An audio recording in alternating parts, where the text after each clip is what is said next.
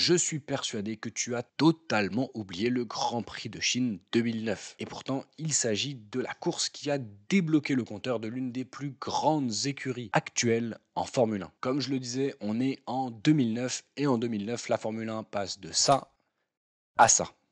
Moins d'appendices aérodynamiques, des pneus slicks et de nouvelles technologies comme par exemple le KERS. Honda a dit au revoir à la Formule 1 à cause de la crise économique et a été racheté pour 1 dollar symbolique par Ross Brown, le directeur technique à l'époque de l'écurie. Mais ça, je t'en avais déjà parlé dans cette vidéo. Bref, nouvelle réglementation, donc forcément nouvelle force en haut du classement. Les Ferrari, McLaren, BMW Sauber qui avaient dominé les années précédentes sont totalement largués et laissent leur place à de petites écuries pas forcément habituées à se battre pour la victoire. Mais la grosse surprise au début de la saison, c'est l'écurie Braun Grand Prix qui a remplacé l'écurie Honda. En effet, grâce à une faille dans le règlement, Braun Grand Prix va éteindre la concurrence déjà lors du premier Grand Prix en Australie puisque Jenson Button et Rubens Barrichello verrouillent la première ligne avant le lendemain de signer un doublé pour leur écurie. Rebelote en Malaisie où sous une météo à faire sourire un breton, Jenson Button remporte la course après avoir signé la pole position la veille. Jenson est largement en tête du championnat, ayant accumulé 15 points contre 10 pour son coéquipier. Braun Grand Prix a donc 25 points au classement des constructeurs et la seule écurie à leur tenir tête, c'est Toyota qui a accumulé 16,5 points. Toutes les autres écuries sont à plus de 20 points de Braun Grand Prix. Pourtant, lors de ce troisième Grand Prix de la saison, en Chine, un nouvel outsider va pointer le bout de son nez. Pour la première fois de la saison, Jenson Button n'est pas en pole position. En effet, il est battu par Sebastian Vettel, Fernando Alonso, Mark Webber et même Rubens Barrichello. Pour la première fois de leur existence, Red Bull se retrouve en pole position par l'intermédiaire de Sebastian Vettel, jeune transfuge de l'écurie Toro Rosso, écurie petite sœur de Red Bull. Et d'ailleurs, pour information, Vettel, il avait remporté un Grand Prix l'an passé avec cette même écurie Toro Rosso, la petite sœur battant l'écurie mère, ce qui est assez embarrassant. Départ sous une pluie torrentielle le dimanche, à tel point qu'on aura un départ lancé et que les pilotes vont effectuer plusieurs tours derrière la voiture de sécurité. Après 7 tours, Renault appelle Fernando Alonso au stand, pensant que la voiture de sécurité va encore rester quelques tours sur la piste. Malheureusement pour l'Espagnol qui était alors deuxième, il va ressortir dernier et au 8e tour, la course est officiellement lancée. On a donc les deux Red Bull qui mènent le Grand Prix devant les deux Braun Grand Prix de Barrichello et de Jenson Button. Cependant, après 11 tours, le Brésilien fait une petite erreur dans le virage 1 et Jenson Button récupère la 3e position. Plus bas dans le classement, les principaux adversaires des Braun Grand Prix sont totalement à la ramasse, puisque les deux Toyota s'accrochent avec les deux BMW, Trulli étant d'ailleurs victime du freinage raté de Robert Kubica et étant contraint à l'abandon. Ce crash va laisser énormément de débris sur la piste et on aura l'entrée de la voiture de sécurité pour une deuxième fois. Alors à ce moment-là, il faut savoir que les deux Red Bull se sont arrêtés au 15e tour pour Mark Webber et au 16e pour Vettel. Et donc le leader du Grand Prix, c'est tout simplement le leader du championnat, Jenson Button, qui va profiter de la voiture de sécurité pour s'arrêter. Il va ressortir deuxième derrière Sébastien Vettel. Et ça aurait pu être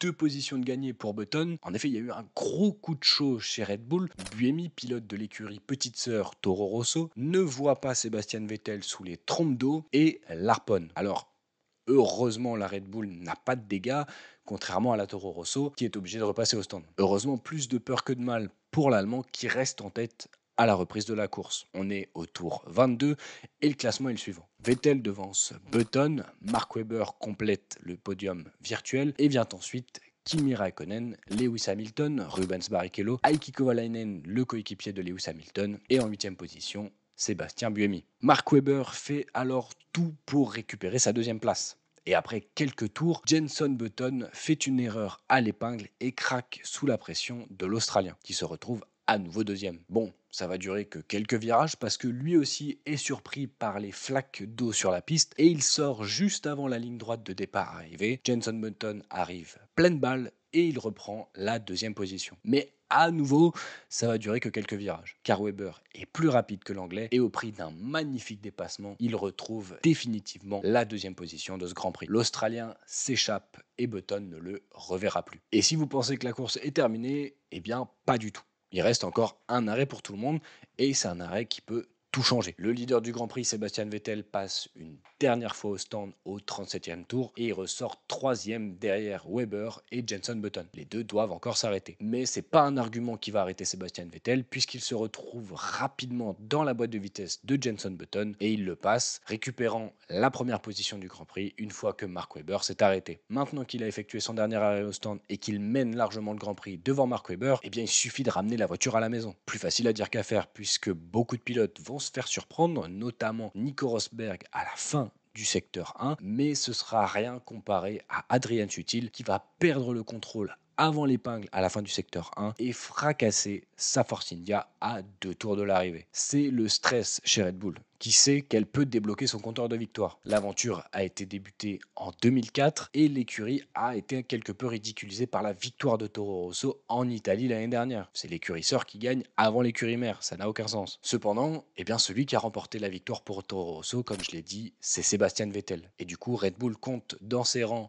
un pilote qui sait gagner et Vettel ramène la voiture à la maison sans faire d'erreur. Au terme des 56 tours de la course, celui qui se fera surnommer par la suite Baby Schumi passe la ligne en première position et Red Bull décroche alors sa première victoire en Formule 1. À peu près 10 secondes derrière, on trouve Mark Webber, c'est donc le premier doublé de l'histoire de Red Bull. Et en troisième position, plus de 40 secondes derrière les deux Red Bull, on trouve Jenson Button. Ce Grand Prix est clairement un tournant dans l'histoire de Red Bull, qui, un an et demi après, va parvenir à décrocher son premier titre pilote et son premier titre constructeur, grâce, encore une fois, à Sébastien Vettel. Aujourd'hui, Red Bull, c'est 122 victoires, 8 titres pilotes et 6 titres constructeurs. Alors on est en droit de se demander, mais qu'est-ce qui se serait passé si Red Bull n'avait pas remporté ce Grand Prix de Chine ?